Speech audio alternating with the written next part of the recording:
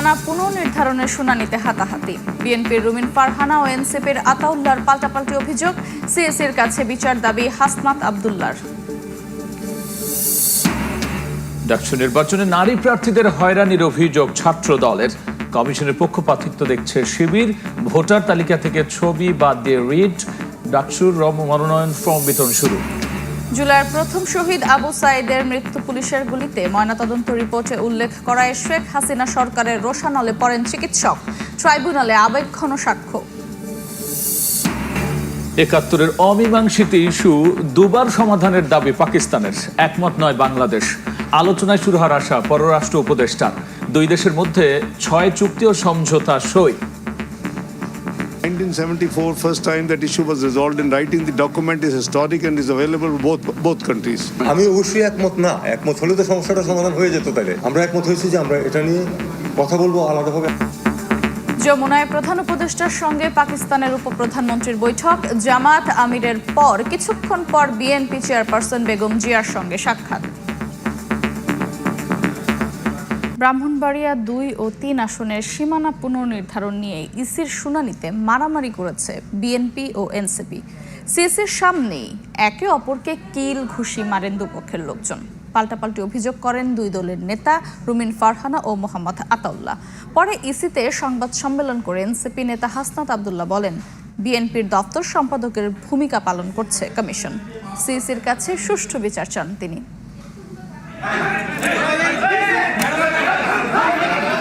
সীমানা পুনর্নির্ধারণের শুনানিতে নজিরবিহীন ঘটনার সাক্ষী হল নির্বাচন কমিশন। ব্রাহ্মণবাড়িয়া 2 ও 3 আসনের আপিল শুনানি ঘিরে মুখোমুখি অবস্থান নেয় বিএনপি ও এনসিপি। সিইসির সামনে কিল ঘুষি হাতাহাতিতে জড়ায় দুপক্ষ।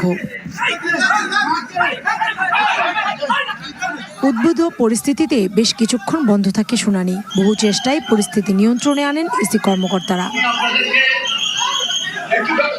মারামারির ঘটনা নিয়ে পাল্টাপাল্টি অভিযোগ করেন বিএনপি নেতা রুমিন ফারহান ও এনসিপি নেতা মোহাম্মদ আতাউল্লাহ। তারা যেহেতু গুন্ডা পান্ডা নিয়ে এসছে এবং আবল তাবল বকছে, কথা বলেই যাচ্ছে, আমি লাস্টে একটা কথা বলার জন্য দাঁড়িয়েছি এবং যেটা 15 বছরে হয় নাই সেটা আজকে হয়েছে। অলমোস্ট আমার গায়ে ধাক্কা দিয়ে আমাকে ফেলে দেওয়ার চেষ্টা হয়েছে। আমি যখন শুনানিতে আমি কথা বলতে যাব, ওই মুহূর্তে রুমিন ফারহানা ওখানে গিয়ে আমাকে ধাক্কা মেরে ফেলে দেয় এবং তার কয়েকটা গুন্ডা বাহিনী নিয়ে আমাকে টেনে হিসে পায়ের নিচে তারা ফুটবলের মতন আমাকে লাঠিপিটা করে। হাতাহাতির ঘটনায় ইসিতেই সংবাদ সম্মেলন করে এনসিপি নেতা হাসনাত আব্দুল্লাহ। কমিশন বিএনপির দপ্তর সম্পাদকের ভূমিকা পালন করছে অভিযোগ করে সিইসির কাছে বিচার চান তিনি। এভাবে নির্বাচন কমিশন যেভাবে দলকানা একটি দলের প্রতি একটি দলের এজেন্ডা বাস্তবায়নে যেভাবে নির্লজ্জের মতো কাজ করছে, সেটি আমাদের যে নির্বাচনমুখী আমরা হচ্ছি সেটির অন্তরায় বলে আমরা মনে করছি।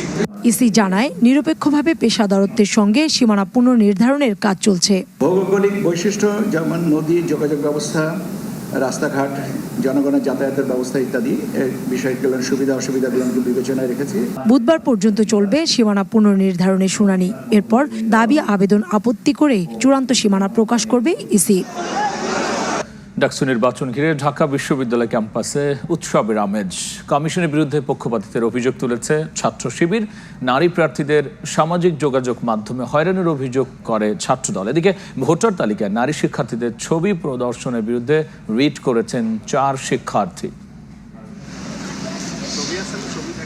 নির্বাচনী হাওয়া বইছে ঢাবি ক্যাম্পাসে। 26 তারিখের আগে নির্বাচনী প্রচার প্রচারণায় নিষেধাজ্ঞা থাকলেও মতবিনিময় সভা ও কুশল বিনিময়ের মতো কার্যক্রম চলছে জোরে সোরে। রোববার সকালে শিক্ষার্থীদের সঙ্গে মতবিনিময় করে নির্বাচন কমিশনের বিরুদ্ধে পক্ষপাতমূলক আচরণের অভিযোগ তোলেন ছাত্র শিবিরের জিএস পদপ্রার্থী ফরহাদ।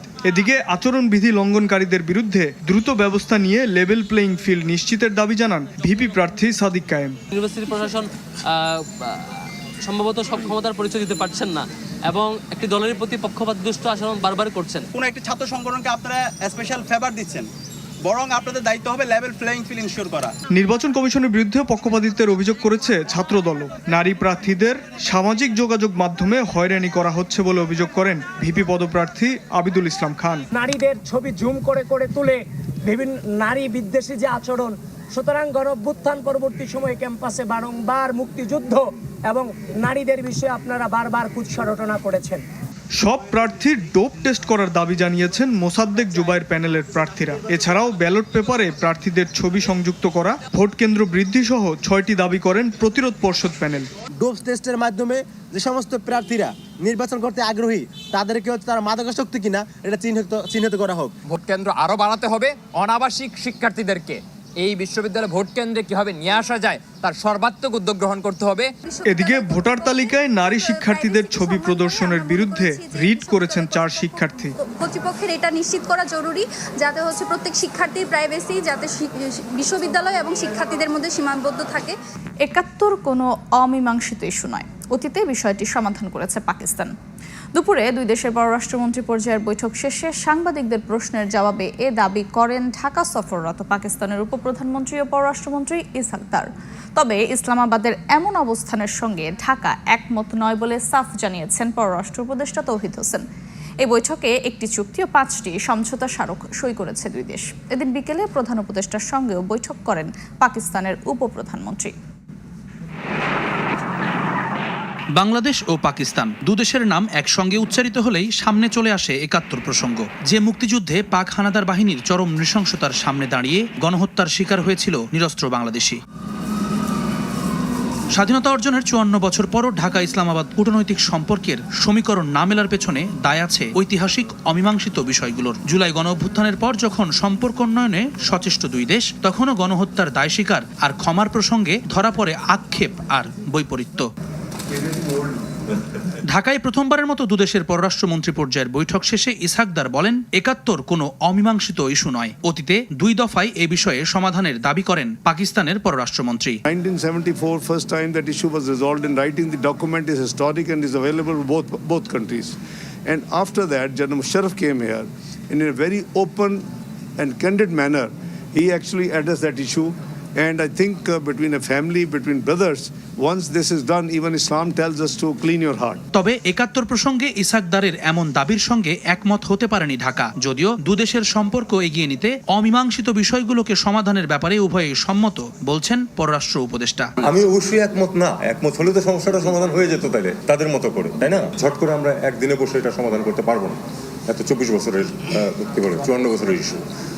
আমরা একমত হয়েছি যে আমরা এটা নিয়ে কথা বলবো আলাদাভাবে, এমনভাবে যাতে করে এই জিনিসগুলিকে আমরা পেছনে ফেলতে পারি। এর আগে রাজধানীর প্যান প্যাসিফিক সোনারগাঁও হোটেলে সকাল 10টায় পররাষ্ট্র উপদেষ্টা তৌহিদ হোসেনের সঙ্গে বৈঠকে বসেন পাকিস্তানের উপপ্রধানমন্ত্রী ও পররাষ্ট্রমন্ত্রী ইসহাক দার। এরপর হয় প্রতিনিধি পর্যায়ের বৈঠক। আলোচনা শেষে দুই দেশের সরকারি ও কূটনৈতিক পাসপোর্টধারীদের ভিসা বিলোপে একটি চুক্তি হয়। এছাড়াও স্বাক্ষর হয়েছে 5টি সমঝোতা স্মারক। We also signed today 1 agreement and 5 MOUs. Total 6 documents have been signed, and I think it's a great beginning. বৈঠকে দুই পক্ষ বাণিজ্য সম্প্রসারণ এবং বিনিয়োগ বৃদ্ধির প্রয়োজনীয়তার উপর জোর দিয়েছে। আমাদের বাণিজ্য ভারসাম্য আমাদের দুই পক্ষে, সেটাও আমরা উল্লেখ করেছি। আমরা তাদের বাজারে কিছু প্রবেশাধিকার চাইছি, বিশেষত সাফটার অধীনে যেন আমাদেরকে সুযোগ সুবিধা দেওয়া হয়। টেক্সটাইল, জ্বালানি, ঔষধ শিল্প, কৃষিপণ্য, তথ্য প্রযুক্তি, এই খাতগুলিকে আমরা বেশি সম্ভাবনা বলে মনে করেছি। এদিকে বিকেলে প্রধান উপদেষ্টা ডক্টর মোহাম্মদ ইউনূসের সঙ্গেও বৈঠক করেন পাকিস্তানের উপপ্রধানমন্ত্রী। বৈঠকে উভয় নেতা দুই দেশের স্বার্থ সংশ্লিষ্ট বিষয় নিয়ে আলোচনা করেন। পরে প্রধান উপদেষ্টা জুলাই গণঅভ্যুত্থানের বিভিন্ন চিত্র সংবলিত একটি গ্রাফিতি বই তুলে দেন পাকিস্তানের পররাষ্ট্রমন্ত্রীর হাতে। বিশ্বব্যাপী শক্তিশালী মুসলিম ঐক্য চায় জামাত। পাকিস্তানের উপপ্রধানমন্ত্রীকে এমনটাই জানিয়েছেন দলটির আমির ডাক্তার শফিকুর রহমান। সাংবাদিকদের বিষয়টি জানিয়েছেন জামায়াতের নায়েবে আমির সৈয়দ আবদুল্লাহ মোহাম্মদ তাহের। দুপুরে রাজধানীর বসুন্ধরা আবাসিক এলাকায় জামায়াত আমিরের সঙ্গে সৌজন্য সাক্ষাৎ করতে যান বাংলাদেশের সফররত পাকিস্তানের উপপ্রধানমন্ত্রী ও পররাষ্ট্রমন্ত্রী ইসহাক দার। সাক্ষাৎ শেষে প্রেস ব্রিফিংয়ে জামায়াতের নায়েবে আমির আবদুল্লাহ মোহাম্মদ তাহের জানিয়েছেন বাংলাদেশ ও পাকিস্তানের মধ্যে কোন কোন ক্ষেত্রে উন্নয়ন সম্ভব সে বিষয়ে কথা বলেছেন জামায়াতের আমির।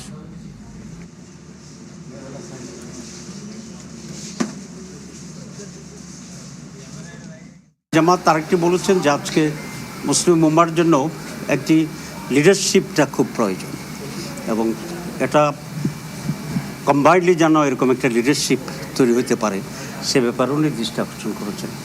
বাংলাদেশ এবং পাকিস্তান দুটি ভাতৃপ্রতিম দেশ, পারস্পরিক স্বার্থ সংশ্লিষ্ট বিষয় আছে, কী কী বিষয়ে আমরা একসাথে কাজ করতে পারি, একটা জয়েন্ট একটা বডি তৈরি হয়ে পসিবিলিটিসগুলো ইনভেস্টমেন্টের ক্ষেত্রগুলো ফাইন্ড আউট করতে পারে এবং সেভাবে আমরা এগিয়ে যেতে পারি।